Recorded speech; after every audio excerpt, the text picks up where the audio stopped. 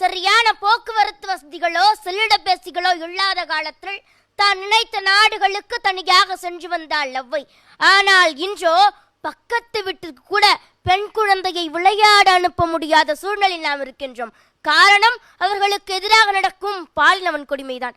அன்றைய ஆண்கள் தன் காதலை ஏற்க மறுத்த பெண்களை ஆசிட் வீசி அழிக்கவும் இல்லை, ஆபாச படம் எடுத்து மிரட்டவும் இல்லை.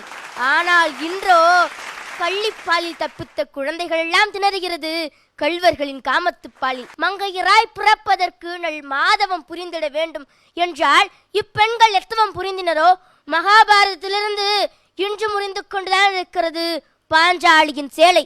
கௌரவர்கள் பஞ்சபாண்டவர்கள் புடைசூழ ஆதரவற்று இருக்கிறாள் மணிப்பூர் பாஞ்சாலியும் பாண்டிச்சேரி சிறுமியும். எங்கே கழிவு கண்ணன் எங்கே? மொட்டு போல என் தேகம் பொட்டலமாய் போவதெங்கே? வரம் வாங்கி வந்த என் தேகம் வாய்க்காலில் போவதெங்கே என்று சொல்லி பாண்டிச்சேரி சிறுமி அழுவது என் காதில் கேட்கிறது.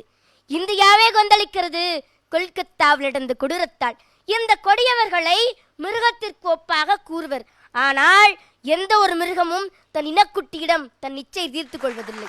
அன்று 2 வயது 3 வயது குழந்தைகளுக்கெல்லாம் திருமணம் செய்து வைத்து ஒருவேளை அந்த பெண் குழந்தையோட கணவன் இறந்துட்டானா அந்த குழந்தையை உடன்கட்டை ஏற செய்தது.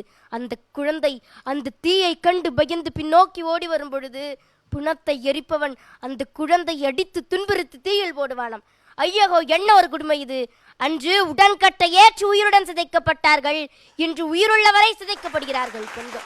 பெண்ணே, பொறுத்தது போதும் பொங்கி எழு, இல்லை என்றால் இனி பிறக்கும் பெண் சிசுவெல்லாம் கதறி கதறி கேட்கும் கள்ளிப்பால் கொடி என்று.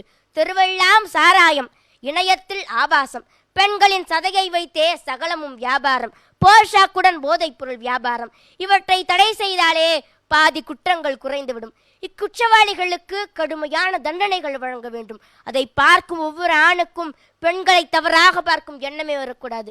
இது மட்டும் தீர்வாகாது. பெண்களுக்கு உடை கட்டுப்பாடும் கலாச்சார கல்வியும் வீட்டிலேயே வழங்கப்பட வேண்டும்.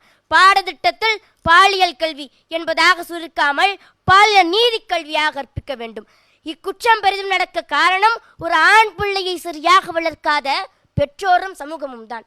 போவது அம்மன் கோவில், ஆனால் வேண்டுவது ஆண் குழந்தை என்று இல்லாமல் ஒவ்வொரு தாயும் தன் மகனை நற்பண்பு உடையவனாகவும் பெண்களை மதிப்பவனாகவும் வளர்க்க வேண்டும். இக்கொடுமையிலிருந்து பெண் சமூகத்தை விடுபட இந்தியாவை இன்னொரு சுதந்திர போரை எதிர்நோக்கியுள்ளது. இந்த நிமிடத்திலிருந்து ஆண் பிள்ளையை பெற்ற ஒவ்வொரு தாயும் உறுதியேற்க வேண்டும், என் பிள்ளையை நான் சரியாக வளர்ப்பேன் என்று. வரும் தலைமுறையிலாவது பெண்களை நிம்மதியாகவும் பாதுகாப்பாகவும் வாழ வழி செய்வோம்.